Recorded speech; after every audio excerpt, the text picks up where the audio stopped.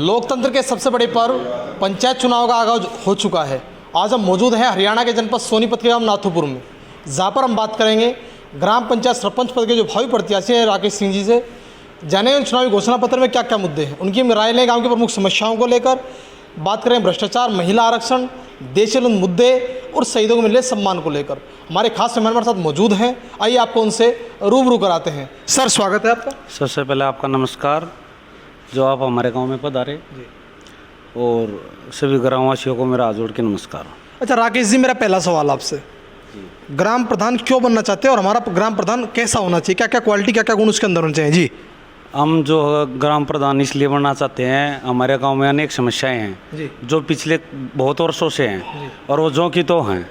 हम इन समस्याओं का जड़ से खात्मा करना चाहते हैं। जी, और समस्याओं के बारे में बता सकते हैं? जैसे जल निकासी की बड़ी समस्या दिखाई दे रही है। जी, हमारे प्रबंधन की बड़ी समस्या दिखाई दे रही है। हमारे गांव में जल निकासी की ये जो समस्या है, ये 15-20 साल से कंटिन्यू है जी। और हमारे इस रोड पे जो मेन रोड है नाथुपुर और से जीटी रोड है, इस पे जो है जल भराव की समस्या उत्पन्न है। और इसके बारे में हमने सरकार से जो है अनुरोध किया था, उन्होंने हमारी बात स्वीकार करी है।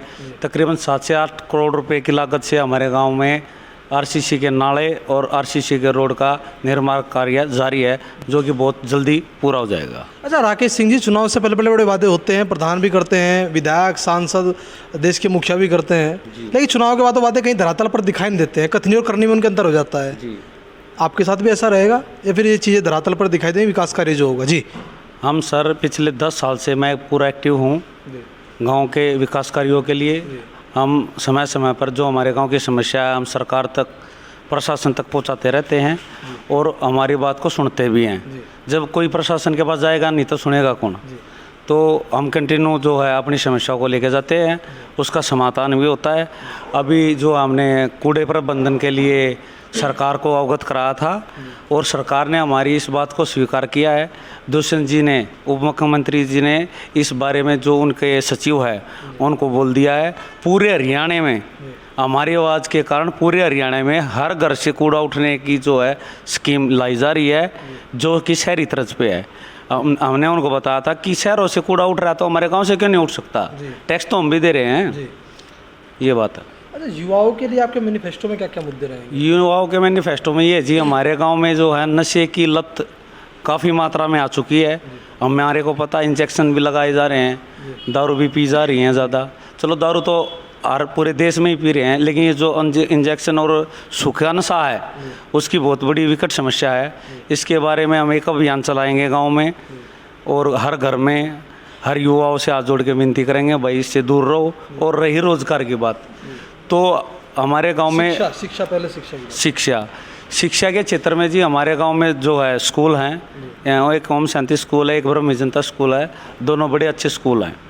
उनमें जो है शिक्षित अध्यापक आते हैं और हम भी इसी ओम शांति स्कूल से पढ़े हुए हैं, पास आउट। अच्छा, खेल के लिए खेल स्टेडियम कोई गाँव में है? हमारे गाँव में जी पंचायती ज़मीन ना होने के कारण हम विवश हैं, लेकिन हमने सरकार को रिकमेंड कराया है।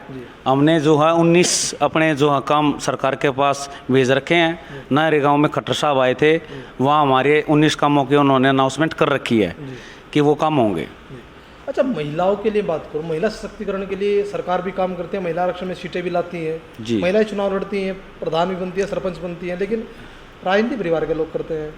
ये जो दुर्भाग्य का कारण है कि महिलाओं को जो है तवज्जो नहीं दी जाती। जब महिला को एक पद पे आसीन कर दिया जाता है, बैठा दिया जाता है, तो उसके जो परिवार वाले हैं या घर वाले हैं वो उसकी चलने नहीं देते। कहीं ना कहीं ये बहुत बड़ी समस्या इस हमारे पूरे देश में है। अच्छा, इससे अलग आप क्या मानते हैं, जैसे स्वास्थ्य जो विभाग आपके गाँव में है जी, ये PSC गाँव में होती है, CSC गाँव में होती है जी, क्या स्थिति है स्वास्थ्य? हमारे गांव की जो PHC है उसकी बिल्डिंग ख़राब हो रखी है तकरीबन 20 साल से, और उसके लिए भी हमने सरकार से अनुरोध किया था। तो हमारे गांव के साथ साथ 17 गाँव की और PHC के लिए नए भवन निर्माण के लिए ग्रांट आ चुकी है और वो काम PWD के द्वारा करवाया जाना है। उस बारे में हम जो कई दिन पहले भी MLA साहब से मिले थे कि हमारे गाँव में ये समस्या है, इसको तत्काल प्रभाव से करवा जाए। अच्छा, आप भी गांव से हैं? Yes sir. अच्छा, नाथुपुर गांव में आप क्या मानते हैं कि क्या बड़ी समस्या है आपके लिए? समस्या तो एक नशे की और ये जल की, जो मतलब बारिश अभी जो बारिश है, आप गांव में जाके देखना, गलियों में घर के अंदर तक पानी। ये समस्या हल हुई नहीं अभी तक। और देखो, इन पे भरोसा मेरा राकेश पे। अगर ये आप युवा हैं, हाँ जी, एक ग्राम प्रधान कैसा होना चाहिए? ग्राम प्रधान वो जो इसको गांव ना सोच के अपने घर समझ के इसका काम करे। तो ऐसा कैपेबल कोई व्यक्ति दिखाई देता है आपको गाँव में? है, ये राकेश जी हैं। आप पूर्णतः सहमत हैं इनके? जी बिल्कुल। अच्छा, हम चाहते हैं कि कोई युवा प्रधान आए और युवा सोच आगे बढ़ाए। अच्छा, मेरा बड़ा सवाल, जी जैसे लड़कियां गांव में होती हैं, जी उनकी शिक्षा के लिए उन्हें बाहर भी जाना पड़ता है उस शिक्षा के लिए। जी। आवागमन का साधन कैसा है? आवागमन का साधन क्या है सर, हमारे यहाँ पहले नरेला मडोरा टू सोनीपत बस चलती थी, तो पीछे आंदोलन होने के कारण ये सारा रूट डाइवर्ट कर दिया गया था सरकार की तरफ से। तो हमने इस बारे में भी जो है रोडवेज़ का जो जीएम है उनको एक लेटर लिखा है, अपने जो है हमारी एक कमेटी है युवाओं की, नाथुपुरी विकास समिति के नाम से है, जो पिछले 10-15 साल से काम कर रही है।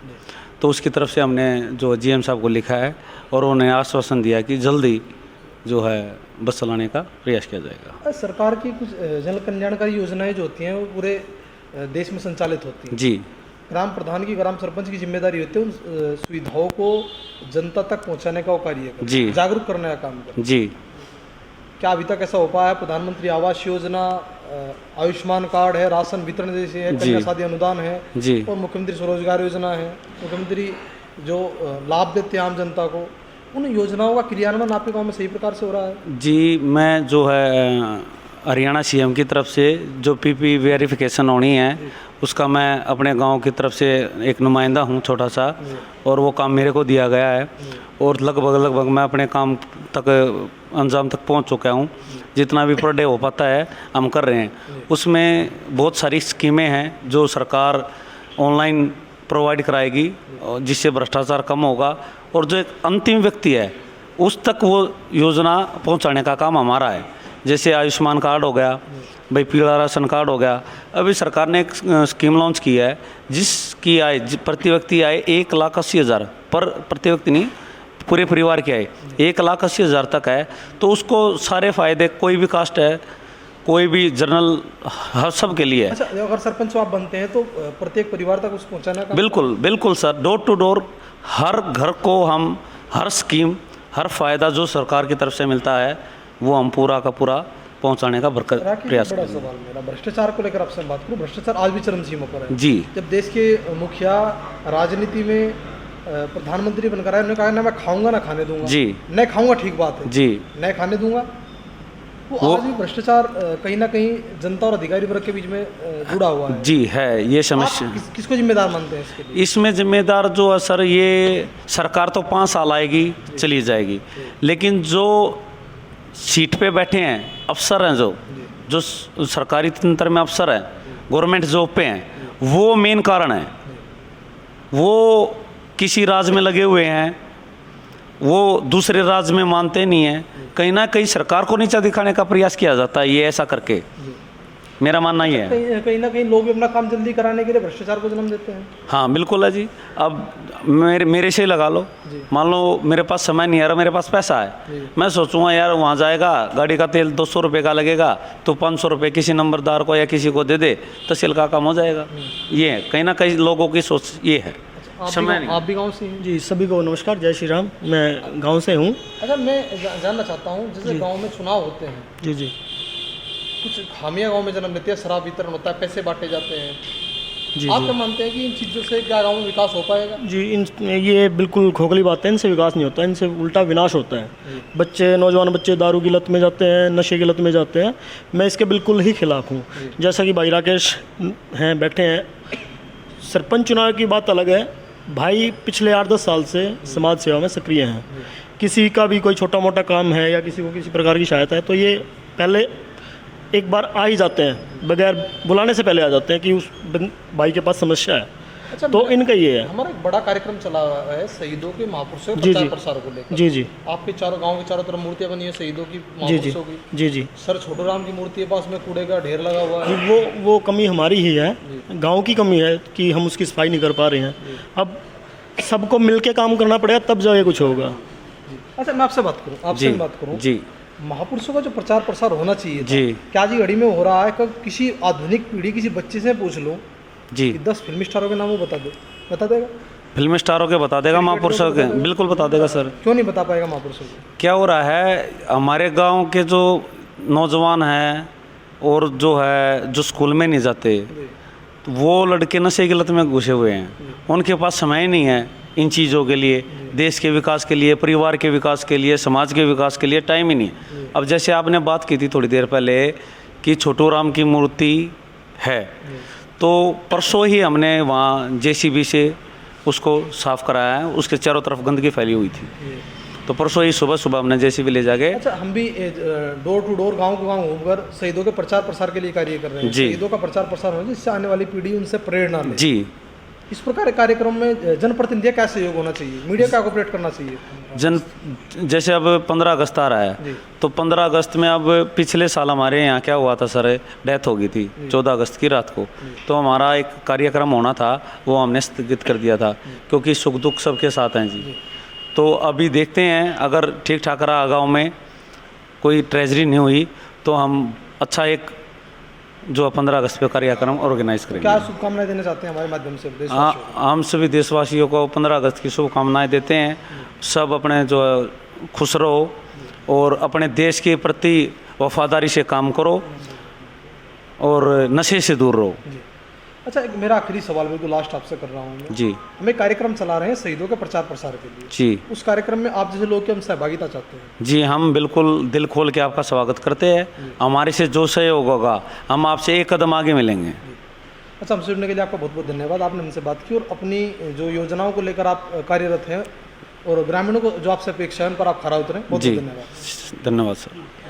अभी हमने बात की जनपद सोनीपत के गांव नाथुपुर के जो ग्राम पंचायत सरपंच पद के भावी प्रत्याशी हैं राकेश जी से, जिनका कहना है कि अगर जनता उन पर विश्वास करती है, उन इस पद पर आसीन कराती है, तो गांव की जो समस्याएं हैं उनको प्राथमिकता पर लेकर निस्तारित करने का भरसक प्रयास करेंगे। बड़े कवि दिनकर कहते हैं कि सदियों से ठंडी बुझी राख सुबगा उठी, मिट्टी सोने का ताज पहन इठलाती है, दो रात समय के रथ का घर घर नाद सुनो, सिंहासन खाली करो कि जनता आती है। जनता के लिए जनता द्वारा शासन ही लोकतंत्र है।